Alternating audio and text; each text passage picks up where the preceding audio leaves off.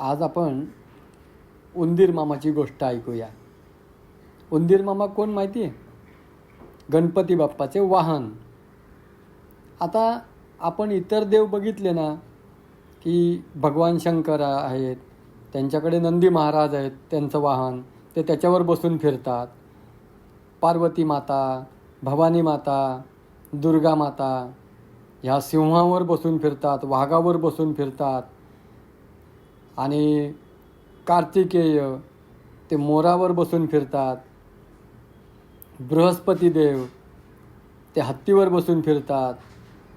भगवान विष्णू गरुडावर बसून फिरतात. असं प्रत्येक देवाचे किती छान छान वाहन आहेत. पण गणपती बाप्पा कशावरून फिरतायत? उंदीर मामावर बसून. मग आज आपण हे वाहन गणपती बाप्पाला कसं मिळालं त्याची गोष्ट ऐकूया.